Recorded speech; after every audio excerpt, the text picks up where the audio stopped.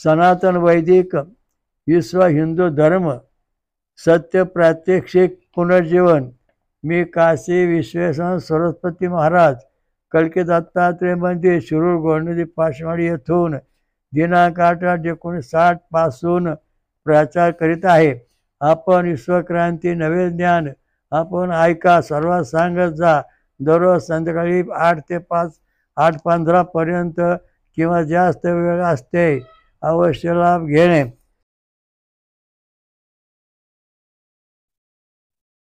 ओम वक्रतुंड महाकाय सूर्यकोटि समप्रभ निर्विघ्नं कुरु मे देव सर्वकार्येषु सर्वदा। हिंदू धर्माचा मुख्य देव आणि सर्व जगाचं कल्याण करणारा असा जो परमेश्वर आहे, निर्गुणाचा सगुण। ओम सहस्रशीर्षः पुरुषः सहस्राक्षा सहस्रपात स भूमिं विश्वतो हृदयदशांगुलम। यास नमस्कार करून आजचा 41वा प्रवचन चालू करतो। प्रवचनाचा विषय आहे भगवान कलकी दत्त पूर्ण अवतार हे अणुबॉम्बपासून जग वाचविणार। पूर्वीच्या वेदामध्ये काय सांगितले ते आपण वाचून बघू, मग पुढे बोलू। ओम भो देवी देवो नृचक्षौ होतारो देव्यो हुवे ओमा इंद्र वृषाः।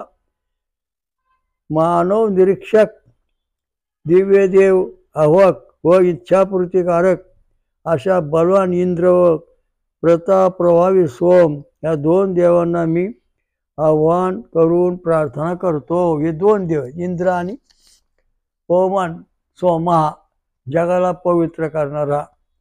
तर पूर्वी वेदामध्ये सोमरस पेल्यानंतर माणसाच्या ज्या जीव पेशी आहेत, रक्तपेशी तांबड्या पांढऱ्या प्लेटनेस म्हणजे चपट्या पेशी आहेत, ह्या पेशीमध्ये हा सोमरस जायचा आणि तो सोमरस गेल्यानंतर माणसाच्या शरीरातल्या पेशी मरत नव्हत्या आणि मग माणसाला सुख शांती मिळायचं। एवढं तत्वज्ञान जगाच्या आरंभी वेदात आहे। म्हणजे आपली जी जीव पेशी आहे त्याच्यामध्ये लोह जस्त आणि तांब हे 3 घटक आहेत, म्हणून त्या अँटीबॉडी बॉडी ती पेशीची पूर्ण आहे, त्यामुळं ती मरत नाही हे विज्ञानाने सिद्ध केलं। हेच ज्ञान वेदामध्ये पूर्वी जगाच्या आरंभी सांगितलेलं आहे। सोमरस आणि इंद्र, इंद्र याचा अर्थ असा आहे की आता लोह तांबे आणि जस्त हे तिन्ही सोनं चांदी या सगळ्या गोष्टी मिळून एक दिव्य शक्ती जे देव बनला तो इंद्रदेव आहे। हा सोमरस आहे। म्हणजे पूर्वी सुद्धा हे तत्वज्ञान विकसित झालेलं आहे आणि आता काळामध्ये चालू आहे। पूर्वी आपल्या मंदिरांना प्रत्येक हिंदू मंदिरावर भव्य ध्वज होते आणि आता पण आहेत।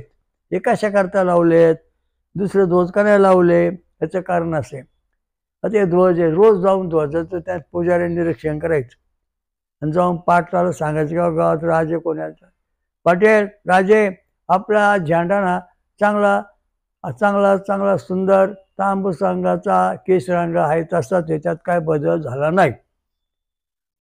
मग एक दिवस पुजारी गेले गावात, आले पाहिले झेंडा पडा पांढरा, लगेच पळत पळत पळत जाऊन गावातल्या पाटलांना नंतर आसपास राजराजांना निर्णय देवळांचे झेंडे तपासले, भगवे झेंडे, आणि ते सगळे पांढरे पडले होते।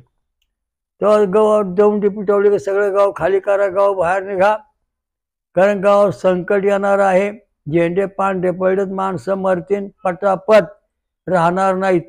मग सगळी माणसं गाव सोडून बाहेर निघाली, रानात जाऊन राहिली आणि मग देवाचे अभिषेक प्रार्थना करून परत झेंडे लावले।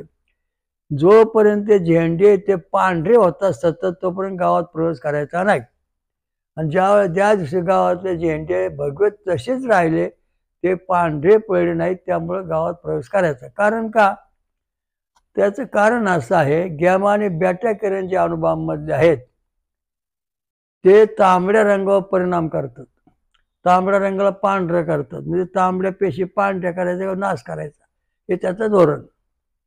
मग ह्या पूर्वी असा अनुभव आमचा की अदृश्य शक्ती यायची, तिचा नाश करण्याकरता झेंडे अजून लावलेले. झेंड्यांचा खरा अर्थ असा आहे, भगवा झेंडा का लावायचा?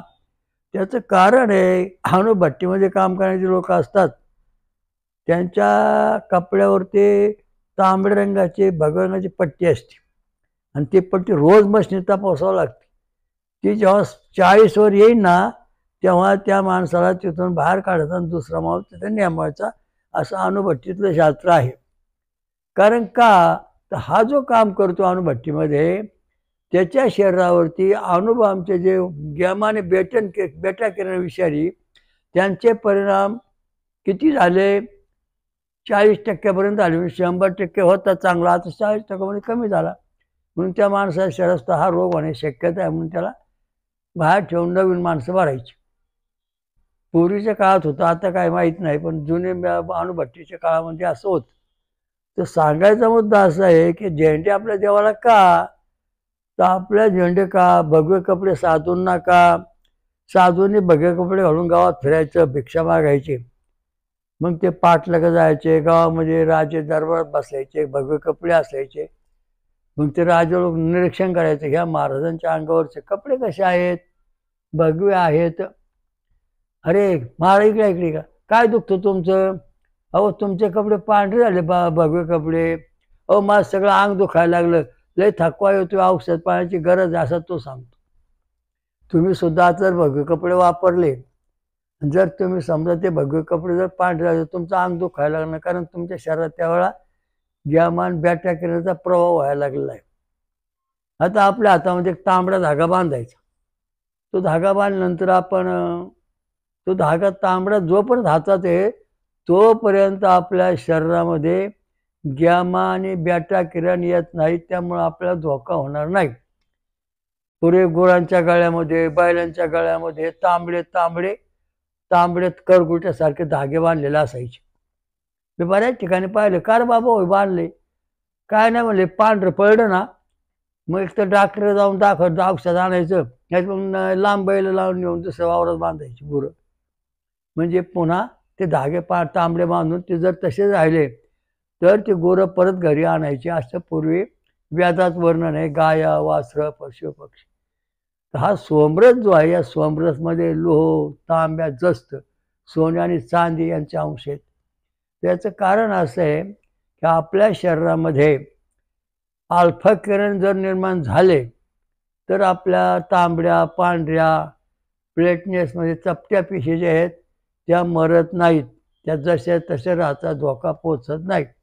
आणि जर समजा अल्फा किरण आपल्या शरीरात तयार झालेच नाहीत, तर आपल्या तांबड्या, पांढऱ्या, प्लेटनेस या ज्या पेशी आहेत त्या मरतात पटापट, आणि मग आपला मोठा आजार होतो, आजार बरा होत नाही. तो बरा होण्याकरता एक तर डॉक्टरचं औषध घ्या, नाही तर रोज सोमरस प्या, फळांचा रस, नारळाचं पाणी, उसाचा रस, आमरस, हे सगळं पेय केलं तर तुम्हाला फायदा होईल. म्हणजे आपल्या शरीरामध्ये जस्ताचं प्रमाण पाहिजे असं शास्त्र सांगतं. आपण जेव्हा आयुर्वेद शास्त्राचा विचार करू तेव्हा आपल्या शरीराच्या पेशीमध्ये जर 99% जस्त असतं, जेव्हा 99% जस्त शरीर असतं तेव्हा 100% अल्फा किरण आपल्या शरीरात असतं. त्यामुळे आपलं शरीर, बॉडी मजबूत असते, आपल्याला धोका होत नाही. कारण का, तर आपल्या शरीरामध्ये जस्ताचं प्रमाण 99% पेशी आहे. जर पेशीमध्ये समजा 60% जस्त असेल तर तुमच्या शरीरामध्ये 60% अल्फा किरण प्रवेश करणार आहे आणि 40% गॅमा आणि बॅटा किरण येणार आहे. कोरोना वगैरे असे भयंकर रोग आहेत, तर त्यांच्यामध्ये बेटा आणि गॅमा किरण असतात, त्यामुळे माणसाला आजार होतात. ट्यूमर वगैरे, गाठी येणे, ही होणे, सगळे हे सगळे गॅमा आणि बॅटा किरणाची लक्षणं आहेत. तर परदेशामध्ये एका ठिकाणी त्या राष्ट्राने घोषित केलं, जरी उद्या अणुबॉम्ब पडला तरी आमचे माणसं मरणार नाहीत. खरं? अहो त्याने घरावर शिशेचे पत्र टाकले, काही ठिकाणी जास्त टाकले. म्हणजे याचं कारण त्यांचं म्हणणं आहे की जे गॅमा आणि बॅटा किरण आहे ते घरामध्ये वरून खाली येणार नाही घरात, मग हे सुरक्षित राहतील. अहो हे अर्धवट नियम झाला, अर्धवट. कारण तुमच्या शरीरात जर किरण बाहेर तुम्ही फिरायला गेलो, तुमच्या शरीरात ती किरण पोहोचणारच ना. हिंदू धर्मशास्त्र जे आहे व्याजाचं, त्याच्यात त्यांनी सांगितलं की सोमरस प्या. मग तुमच्या शरीरामध्ये लोह, जस्त आणि तांबे, म्हणजे तुमच्या शरीरामध्ये जस्ताचं प्रमाण वाढन आणि मग तुमच्या शरीरामध्ये अल्फा किरणाचं प्रमाण वाढन. त्यामुळं तुम्ही रानात फिरला काय, गावात फिरला काय, मंदिरात बसला काय, तरी तुम्हाला कसल्या प्रकारचा आजार होणार नाही आणि तुम्ही सुखी होणार आहात. अल्फा किरण उपचार पद्धती अशी आहे आणि ही पद्धती जगाने वापरली पाहिजे. मग हे अल्फा किरण आपल्याला मिळवायचे, याच्याकरता आपण काय करायला पाहिजे? सोमरस प्यायचा, फळांचा रस, ऊसाचा रस, नारळाचं पाणी, आमरस, साबुदाण्याची खीर, हे जे आहे सगळ्या गोष्टी. म्हणजे या सगळ्या गोष्टी, दूध आणि दूध, दही, लोणी, याच्यात सुद्धा फायदा आहे. तर आपल्या शरीरामध्ये अल्फा किरण प्रगट झाल्याशिवाय आपली हाडं दुखायचं थांबत नाही, डोकं दुखायचं थांबत नाही, पाय दुखायचं थांबत नाही. जर ज्या ठिकाणी समजा तुमच्या डोक्यामध्ये अल्फा किरण पोहोचतच नाही, तर त्यावेळेस तुमचं डोकं दुखणार, ठणक लागणार, हाडं वाढणार, हाडं वाढणार, नाकश्वास बंद होणार.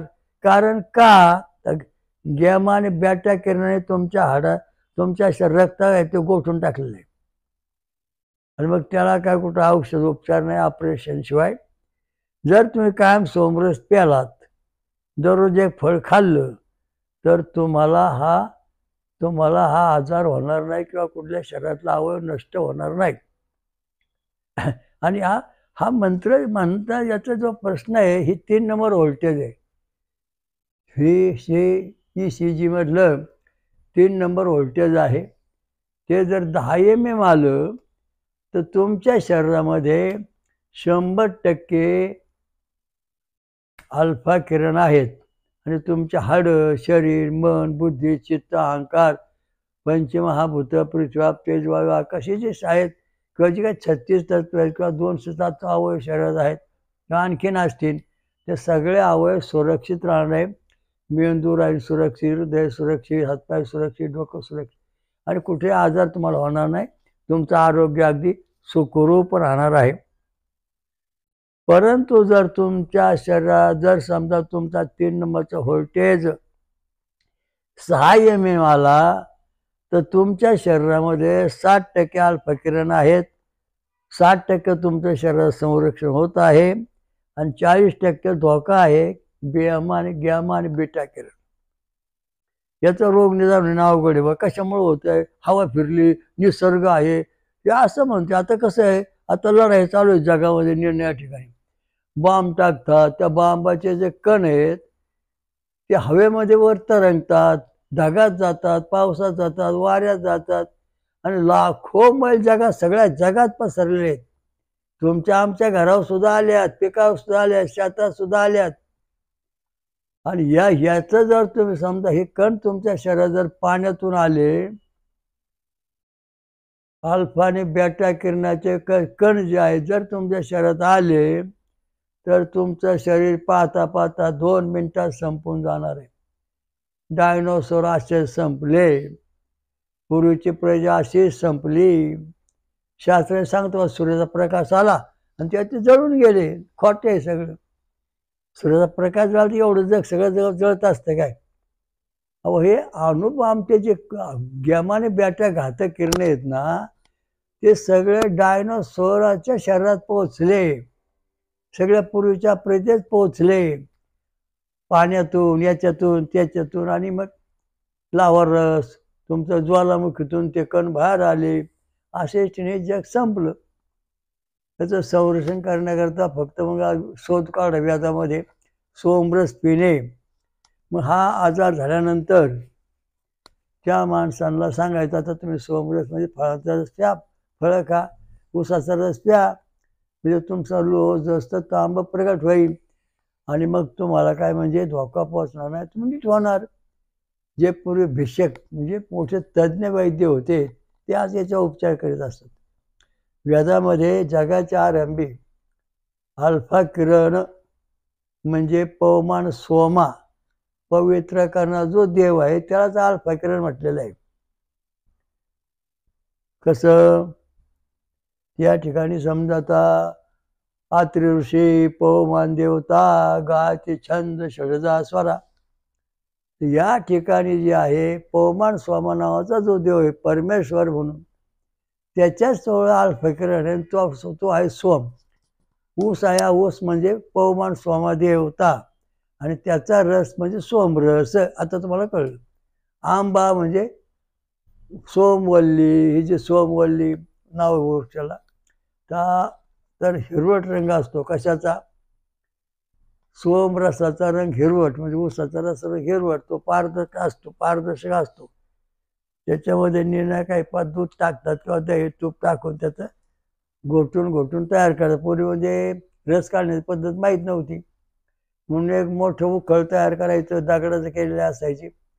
त्याच्यात ऊसाच्या कांड्या, फळं, नारळ टाकायचं, कुटून भुगा करायचा आणि मग मेंढीच्या लोकरीतून ते गाळून ठेवायचा आणि मग त्याचा सुगंध सुटायचा. मग त्या इंद्रदेव सगळे देव मग त्यातून मानव पण प्यायचे. मग त्यामुळं मानवाला पूर्वीच्या काळामध्ये ऋषीमुनींचे आश्रम होते. त्या आश्रमामध्ये सोमरस असायचे. प्रत्येक वेळेला जसं चहा पितो आपण तसं तिथं सोमरस प्यायला दिला जायचा रोज प्रत्येक आश्रमामध्ये. आणि त्यामुळं राजाची जी प्रजा असायची तिला कधी रोगराई झाली नाही. काय उदाहरणार्थ रामराज्य घेऊ. रामप्रभूने सांगितलं बा फळे खा, उपवास करा, असं उपचार केला त्यांनी सांगितलं सगळं समाजाला. मग समाजाने काय केलं की सोमरस प्यायचा, फळांचा रस प्यायचा, राहायचं. त्यामुळे रामराज्यामध्ये कधी चोरी, लबाडी, ढोंगबाजी किंवा कुठला फळे झाले नाहीत आणि सगळ्यांचे कुठला आजार आला नाही. सर्वांचं पूर्ण आयुष्य राहिलं. याचं कारण सोमरस. सोमरस जो आहे त्याच्यामध्ये लोह, तांबे आणि जस्त. रक्त कसं तयार होतं? लोह आणि तांबे या दोघांचा संयोग झाला की रक्त तयार होतं. मग रक्तामध्ये बळकटी कोण येते? तर जर जस्त असेल तर रक्त बळकट राहतं, बरेच दिवस टिकतं, मरत नाही, पेशी टिकते. आणि पेशी जर जास्त नसेल तर ती मरून जाते लवकर. तर आपल्यासाठी टक्केवारी तुम्हाला मी आता सांगितली. आता याच्यामध्ये उपचार पद्धती पण सांगणार आहे. आणि ती उपचार पद्धती म्हणजे तुम्ही काय खायला पाहिजे वा, तुम्ही कसं तुमच्या शरीरात येईल हे जस्त. त्यावेळी एक डॉक्टर सकाळी मोठे विद्वान पंडित आले होते. त्यांनी सांगितलं जस्त कशाचं असतं. मी म्हणालो मका म्हणजे कांद्याचं असतं. तरी जस्त जे आहे ना, उडदाची डाळ, बाजरी, ज्वारी, मसूर, मूग डाळ, मका, वाटाणा, श्रवण, घेवडा, सोयाबीन काळे, नंतर हरभरे याच्यामध्ये जस्त आहे. कारले पांढरे, कांदा लक्षात ठेवा. याच्यामध्ये हे जसं कोबी, फ्लावर, पालक याच्यामध्ये भाजीपाल्यामध्ये जस्त आहे. कोबी फ्लावर भरपूर तुम्ही खाल्लं ना तर तुमच्या शरीरामध्ये जस्त तयार होईल. तुमच्या शरीराची मरगळ येते ना, काय आमची उत्साह नष्ट होतो, काम करायची इच्छा होत नाही. अल्फा किरण तयार झाले की तुम्हाला काम करण्याची इच्छा होईल आणि तुम्हाला जय मिळेल. आता याच्यामध्ये सोमरस काढण्याकरता अक्रोड, काजू, खोबरे सुके, नारळ पाणी, बदाम आणि शेंगदाणे एकत्र करून कुटल्या जातात. आणि कुटल्यानंतर त्याच्यामध्ये फळांचा रस टाकला जातो आणि त्याच्या फळांचा रस टाकून त्याचा सोमरस बनवला जातो. आणि तो सोमरस पिल्यानंतर माणसाच्या ज्या पेशी आहेत तांबड्या पांढऱ्या प्लेटनेस, या पेशी म्हणजे हा सोमरस पसरतो. म्हणजे लोह जस्त तांबे घेऊन जातो. लोह जस्त तांब्याने तांब्याने जस्त यांचं समतोल प्रमाण शरीरात असावं लागतं. तर हे बाकीचं प्रमाण जे आहे ते आपलं अन्नधान्यातून मिळतं, परंतु हे प्रमाण आपल्याला इतर ठिकाणी मिळत नाही. मका ते सांगितलं धान्यातून मिळतं. अक्रोड, बदाम, काजू, खोबरे आणि शेंगदाणे ही एकत्र कुठे आहे? शेंगदाणे खाणारा जो माणूस आहे रोज थोडे, त्याच्या शरीरामध्ये अल्फा किरण उत्साह कायम टिकून राहतो. तो 12 तास काय 24 तास काम करू शकतो. त्याला थकवा कधीच येत नाही. कारण त्याचे शरीर अल्पकिरण आहेत. पाठीचे मणक्याचे आजार, डोक्याचे आजार, रक्तवाहिन्या, शरीराची वाढ, हे सगळं काम अल्पकिरण म्हणजे पवमान सोमा, वेदामध्ये त्याचं नाव आहे पवमान सोमा देवता. म्हणजे हा ऊस म्हणजे पवमान सोमा देवता, आणि ह्या ऊसाचा रस म्हणजे सोमरस. आता तुम्हाला कळलं, देवता म्हणजे सगुण स्वरूपात, त्याच्यापासून जे तीर्थ, आता तुमचा गुरु महाराज आहे तो सगुण स्वरूपात आहे, म्हणजे तो पवमान सोमा आहे, आणि त्याच्या पायाचं तीर्थ तुम्ही प्याताय म्हणजे सोमरस प्याताय, तीर्थ प्याताय. अशा दृष्टीने काही पूजा अर्चा केली जाते. देवांचं तीर्थ पायाचं घेतो. देव हा सोमरस आहे, पवमान सोम आहे, आणि आपण त्याच्या पाया ठेवून त्या तीर्थ पितो, म्हणजे तो सोमरस झाला. त्याचं कारण देव बी जाग्यावर आहे आणि सोमरस बी आपल्याला मिळालेला आहे. त्यामुळं आपल्याला पूर्वीची जी पद्धती आहे वेदामध्ये, की अणुबॉम्बचे किरण जगात प्रथम वेदाने सांगितले की सोमरस प्या, तेव्हा तुम्हाला ही महामर्यादा जी येते पटकी आली. माणसं पाठीवर मरत्यात, 5-5 मिनिटं लाखो माणसं मरतात. का मरतात? अहो साथ आली. अहो निसर्ग आहे, निसर्ग. अरे खोट्याडे हो, हा निसर्ग नाही, नीट विचार करा. तुमच्या शरीरामध्ये जस्त कमी झाले, अल्फकिरण अजिबात नाहीत. चुलीमध्ये इस्तूच नाही, भाकर भाजत नाही. तशा प्रकारचं तुमच्या शरीरात अल्फकिरण नाही, म्हणून तुम्ही मरताय. लवकर आयुष्य तुमचं कट का होतं? मांसातून जस्त मिळत नाही.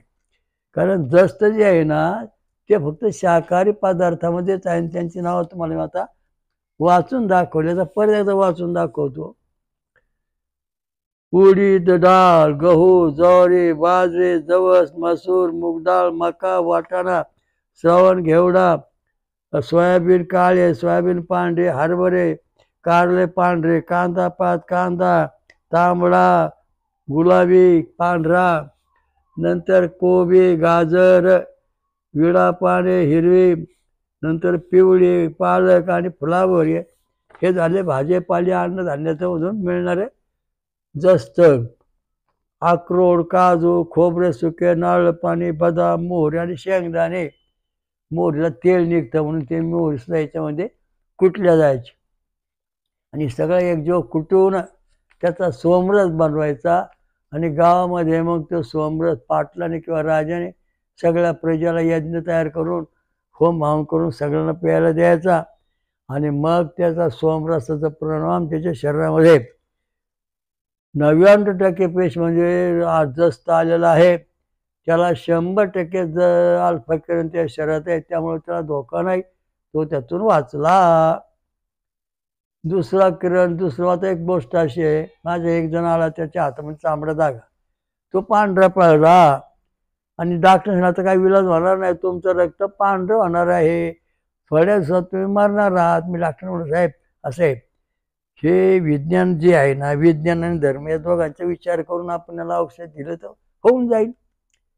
मग त्याला सांगितलं, तू आता काय कर, फळांचा रस, ऊसाचा रस आणि हे भाजीपाला सांगितलं, ह्याच्यातून खा रोज, ह्या आहार असा ठेव. मग त्याने तसा आहार ठेवला. तो धाबा पांढरा झालेला हातामध्ये, त्याची मुदत भरलेली जवळजवळ महिना 6 महिन्यात, पण त्याला मग रस पाजला भरपूर रोज. 8 दिवसामध्ये त्याच्या हातामध्ये पुन्हा धागा बांधला तांबडा, तो पांढरा पळला नाही. म्हणजे गॅमा आणि बॅक्टेरिया शरीरातून निघून गेले, आणि तो पूर्ण नीट झाला. मग मेडिकल डॉक्टर सांगितलं तपासून द्यायच्या पेशीत किती जस्त आहे. पेशीमध्ये 99% जस्त आहे, तेव्हा ते शरीरामध्ये 100% अल्फकिरण आलेलं आहे, आणि त्यातून तो सुरक्षित वाचलेला आहे. दुसरा जो होता त्याच्या शरीरामध्ये 60% पेशी होत्या, जास्त होतं, आणि त्याला 60% अल्फकिरण, 40% गॅमन बिट्टा. कायम दुखत होतं, कायम दुःख रात्रंदिवस. आज डोकं गेलं, आज पाय गेला, आज कान गेलं, अमुक आज झालं, करणी केली, बाणामती केली, पळा, कोंबड्या कापा, बकऱ्या कापा, हे करा, काही झालं होणार नाही. लक्षात ठेवा, जस्त हे कुठलाही मांसात नाही, आणि ते मांसाहारी करणारी माणसं जी आहेत त्यांनी सावध राहणे आवश्यक आहे. हिरवा भाजीपाला खाणे, हे सांगितल्याप्रमाणे वागणे, तर तुमचं जीवन सुरक्षित राहील. जर तुम्ही कायमच रात्रंदिवस त्याच्यावर तडाखा उठवला तर तुमच्या शरीरात फक्त तांब्यान लो येईल, थोडं रक्त तयार होईल पण रक्तात लूजपणा राहील, बळकट प्रतिकार शक्ती येणार नाही. रक्तामध्ये प्रतिकार शक्ती येण्याकरता काय पाहिजे? अल्फा किरण पाहिजे. अल्फा किरण, त्याच्याशिवाय रक्तामध्ये प्रतिकार शक्ती येत नाही. नैसर्गिक जंतू शरीरातून बाहेर काढता येत नाही. ते सगळे काढण्याकरता आपल्याला हे पदार्थ खाल्ले पाहिजे. त्याच्यात याचे दाखवले. आता सोमरस करायचा, फळांचा रस, मग त्यात काय काय टाकायचं बघा. याचे नाव आहेत अक्रोड, काजू, खोबरे सुके, नारळ पाणी, बदाम, मोहरी आणि शेंगदाणे हे सगळे त्याच्यात टाकायचे आणि कुटायचे बारीक भुगा. मग ऊसाचा रस, आंब्याचा रस हे सगळ्यामध्ये याचं एकत्र करायचं, सूर्याच्या प्रकाशात ठेवायचं. आणि त्याचं शास्त्र असं आहे का, शिथ्री याचं देव आहे महाविष्णू. मग त्यांना आवाहन करायचं इंद्रदेवाला हे सोमरसामध्ये शक्ती उतरवण्याकरता. मग ओम नारायणाय विद्महे वासुदेवाय धीमहि तन्नो विष्णू प्रचोदयात. ओम भूम भुवा ओम स्वा ओम महा ओम जना ओम तपा ओम सत्यम. ओम नारायणाय विद्महे वासुदेवाय धीमहि तन्नो विष्णू प्रचोदयात. असा मंत्र आपण ज्या ठिकाणी 15-20 मिनिटं सूर्यप्रकाशामध्ये हा सोमरस ठेवून असा लगदा तयार करून ठेवून झाल्यानंतर मग थोडं आणि त्यामध्ये जास्त सोमरस टाकायचं, तो पातळ होतो आणि थोडं थोडा कप कप कप प्यायचा. त्याला याच्यामध्ये यज्ञ चालला म्हणजे पुढे सोमयाग म्हणायचं. मग हा सोमयाग व्हायचा आणि मग गाव वाचायचं. गावाला धोका पोचायचा नाही, कधी कोणी आजारी पडायचं नाही, कायम सुखी राहणार, बुद्धी वाढणार. अल्फा किरण शरीरामध्ये पूर्ण असल्याशिवाय मानवाची बुद्धी वाढत नाही, हृदयाची काळीगाव व्यवस्थित चालत नाहीत. ज्याच्या शरीरामध्ये लोह जसं तांबे चांगला आहे, सोनं चांदीचा अंश आहे, त्याच माणसाच्या शरीरातले कार्डिग्राम पॉझिटिव्ह असतात. 10 mm, 6 ते 10 mm आणि अनुवंशिक दोष त्याच्यामध्ये अजिबात येत नाहीत. तुमचे किती जन्म झाले? 10,000. तुमचे आई बापू 10,000, 20,000, 30,000, आजोबा 10,000, 40,000, पंजोबा 10,000, 50,000. एवढे संस्कार तुमच्या जीवावर तुमच्या शरीरामध्ये आलेले आहेत आणि ते हटवायचं काम एकटा सोमरस करतो. एवढं हटवायचं काम एकटा सोमरस करतो. मग हा सोमरस पेरून जात आहे बघा. ये विरक्त माणसाने गणपतीची भक्ती करायची, ओवाळणी विष्णूची, येवाळणी शंकराची, बिवाळणी सूर्याची. असं केल्यानंतरच हा सोमरस तुमच्या शरीरामध्ये पूर्णपणे कार्य करतो.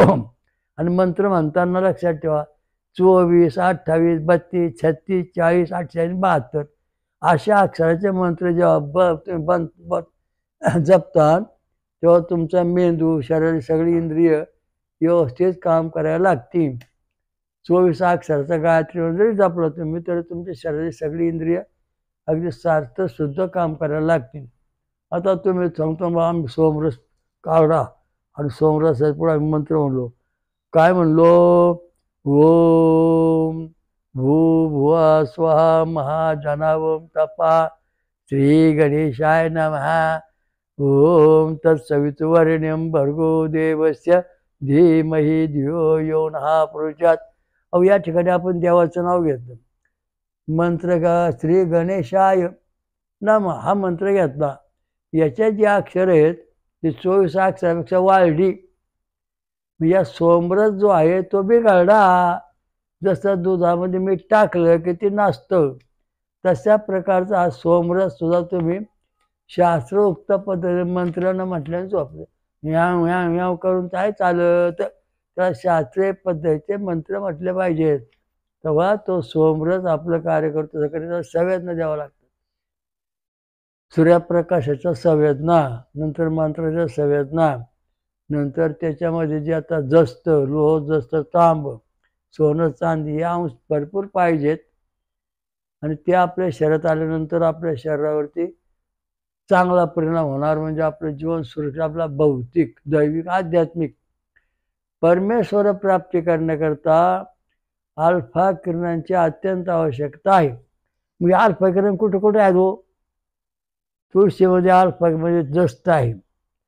तुळशी जस्त असल्यामुळे तुळशीमधून अल्फा किरण तयार होत. आता ज्या स्त्रिया रोज तुळशी पूजा करतात त्यांचं आरोग्य ठणठणीत असतं. काय आजार असलं कमी कमी होत जातो, कारण त्यांना त्या तुळशीला पाणी घातल्यानंतर जी काही तिथून हवा येते, जस्त युक्त हवा शरीरात उतरून शरीर उत्तम राहतं, आजार होत नाही, वंश वाढतो. तुळशी पूजा केल्यानंतर पद्धत अशी. तर दुसरा मुद्दा असा आहे की आता तुळशी माळा गळ्यात घातली, तुळशीची माळ्याची गळ्यात घातली बा तुम्ही, मग ते बाहेरून घातली, आतून काहीच नाही. मग तुळशीची माळ गळ्यात घातल्यानंतर आपण समजा आंघोळ केल्यानंतर तुळशीच्या माळ्यातून एक विसर्गाचा वास सुटतो, हवा सुटते, आणि ती हवा आपल्या शरीरात उतरते. त्यामुळं आपल्या शरीरामध्ये जस्ताचं प्रमाण वाढतं, हवारूप, आणि मग आपल्या अल्फा किरण तयार होतं, आणि त्यामुळं आपल्या तुळशीच्या माळेमुळं शांती, सुख, समाधान मिळतं. दुसरा मुद्दा रुद्राक्ष. ह्या रुद्राक्षात सुद्धा जस्त आहे. आता हे साधू भले मोठमोठे संन्यासी, दशनम संन्यासी, नागा संन्यासी, हे जे सगळे मोठमोठे आहेत त्यांच्या गळ्यामध्ये खूप रुद्राक्ष असतात, आणि ते जय भोलेनाथ किंवा देवाचे नाव घेतात. त्याचं कारण की रुद्राक्षामध्ये जस्त आहे. आता एक मनुष्य खूप आजारी होता, त्याला नीटच होईना, आणि त्याच्या शरीराचे जस्त पण वाढना. मग म्हणलं काय करू नका, हे रुद्राक्ष आणा मोठाले आणि उघडा पाण्यामध्ये, त्याचं थोडं पाणी टाकून प्या रोज. मग ते जस्त पाणी प्याल्यानंतर त्याच्या शरीरात जस्त तयार झालं, रुद्राक्ष उघडून प्याल्यानंतर. आणि उघडून प्याल्यानंतर त्याच्या शरीरात जस्त आलं. आम्ही डॉक्टरकडून तपासून घेतलं त्याला, जस्त किती येते म्हणलं. आता 90% म्हणजे 90% आले. जेव्हा ते 90% आलं तो ठणठणीत मोकळा झाला, त्याचे आजार सगळे बरे झाले. म्हणजे रुद्राक्षाच्या माळ घालणे किंवा रुद्राक्ष उघडून पिणे हा महत्त्वाचा मुद्दा आहे. मग अजून अजून अजून आपला अल्फा किरण शरीरात होण्याकरता सगळ्यात मौल्यवान धातू कोणता आहे, कोणता प्रश्न आहे?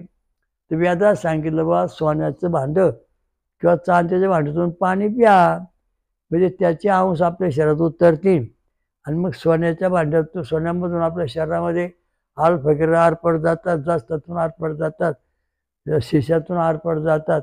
याच्यामध्ये गॅमा किरण किंवा बॅटा किरण आत प्रवेश करीत नाही, त्यामुळं आपल्याला धोका नाही. चांदीच्या सोन्याच्या भांड्यामध्ये काही पूर्वी राजे लोक जेवण करीत असत, त्यामुळे त्यांच्या प्रकृती ठणठणीत असत, त्यांना जखमध्ये झालं तर लगेच भरून निघत असत. आपल्या जखमा झाली तर भरतच नाही, कापून टाकावं लागतं, इतकं वाईट श्रीमान झालं. का? तर सोन्याच्या चांदीच्या भांड्या जेवल्यानंतर त्यांच्या शरीरामध्ये सोन्याचा आणि चांदीचा अंश उतरलेला आहे, सोन्याचा अंश उतरला, आणि मग अल्फा किरण सरळ सरळ पेशी सगळ्या ठिकाणी पोहोचतात, शरीरात तयार होऊन 2 प्रोटीन 2 न्यूट्रॉन याच्यापासून अल्फा किरण तयार होतात, आणि मग ते गॅमा आणि बॅटा किरण शरीरात प्रवेश करीत नाही, सुख शांती मिळते. आता काय लोकांना गावठी औषधी आहे, स्वस्त हे औषध घ्या तुम्हाला बरं वाटेल. आता त्याचं प्रमाण घटलेलं आहे, जर त्या शास्त्रोक्त प्रमाण दिलं नाही तर त्याची ॲलर्जी येते. सोनं आपण गळ्यात, सोन्याचे दागिने, स्त्रियांच्या गळ्यात मंगळसूत्र, हातात सोन्याच्या बांगड्या, पायात चांदी, अशा दृष्टीने सगळे घातले दागिने असतात. काय पुरुष हातात सोन्याच्या अंगठ्या असतात, कायला सोन्या चांदीचे किंवा चांदीच्या बाळ्या असतात. याचं कारण असं आहे की या सोनं जे आहे, या सोन्यामधून अल्फा किरण शरीरात येतात, आणि त्यामुळं त्या स्त्रियांना आजार कमी होतात. तुम्हाला बघा, पुरुष आजारी पडला आणि स्त्री आजारी पडली तर स्त्री समजा 8 दिवसात बरी होईल, पुरुष 8 महिने नीट नाही व्हायचा, कारण त्याच्या शरीरात अल्फा किरण वाहतच नाहीत, आणि ती ट्रीटमेंट चुकलेली असते. एक मनुष्य मरायला लागला, म्हणले महाराज आता हा मारणार, याच्या शरीरामध्ये कॅन्सर झालंय, आता काही जागायचं नाही. मी म्हणलो भाऊ तुळशी माळ गळ्यात ठेव, आता बघू नशीब भगवान केलीला. तुझ्या शरीरात जस्त कमी झाले असं मला वाटतंय, तपासून बघा. पाहिलं जस्त तर ते काहीतरी कितीतरी 40 का 30% होत. तुळशी मळ्यात गळ्यात माळ घातली, ज्ञानोबा तुकाराम सुरू केलं. सुंदर ते ध्यानोबा विठ्ठेवरी अभंग म्हणायला लागला, वेदामधले मंत्र ऐकायला लागला. आणि सांगता सांगता महिना 15 दिवसामध्ये त्याची तब्येत सुधारली. कारण तुळशीच्या माळाचे जो वास आहे, हवा आहे, त्याच्यातून जास्त त्या शरीरात उतरलं आणि मग अल्फा किरण तयार झालं, सगळं शरीरात पुसलं, सगळ्या पेशी तट व्यवस्थित झाले. डॉक्टर साहेब म्हणले तपासले, परत तपासणी केली. डॉक्टर साहेब म्हणले वा वा हे सगळं ओके झाला. त्याचं कारण काय नेमकं? आता भगवान की लीला. तुळशी माळ घातली. तुळशी माळ असं काय घातलं? ही लाकडाची माळ, हे भवाळा दूर करते ना काय लाकडं, हे माकडं, असं काय लिहिलं? अहो हे भवाळा दूर करीत नाही, परमेश्वरापर्यंत तुम्हाला घेऊन जातील. का तर तुळशीमध्ये जस्त आहे. आता अलीकडे विज्ञान शोधून काढले, तुळशीमध्ये जस्त आहे आणि ती जस्त जी आहे ती औषधी आहे. आणि ते 3 नंबर व्होल्टेज म्हणजे परमेश्वराला तीच तुळशी माळ आवडते. म्हणजे आपल्या धर्माने पूर्वी जे सांगितले त्यात कुठेही चूक नाही. 3 नंबरचा व्होल्टेज हा भगवान विष्णूचा आणि तुळशीच्या माळ्या असणार जस्त, 3 नंबरमध्ये आणणार असणार जस्त.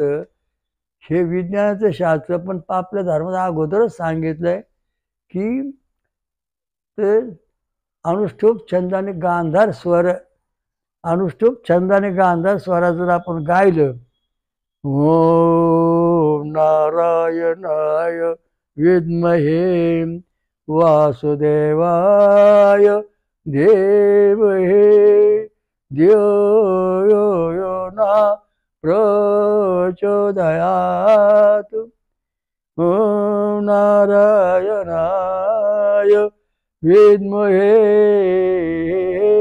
वासुदेवाय धीमहि तन्नो विष्णू प्रचोदयात्.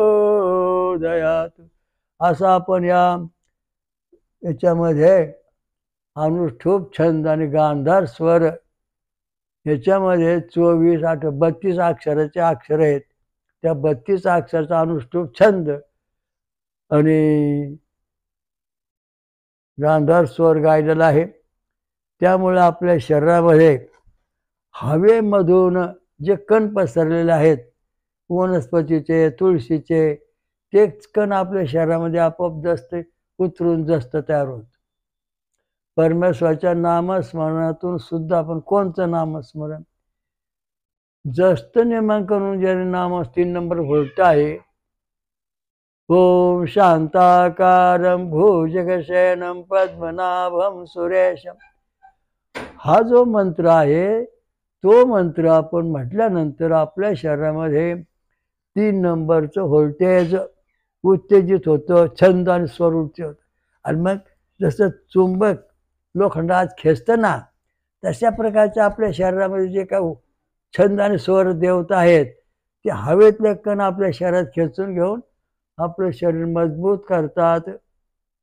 अशा दृष्टीने हे कार्यक्रमामध्ये अणुबॉम्बपासून जगाला असं आपलं वाचवता येईल. ओम श्रीरामलिंग महाराज की जय. हयग्रीव गो नदी गंगा मैया की जय. ओम सहस्रशीर्षा सहस्राक्षा सहस्रपाद सभूर्तदशांगुलम्.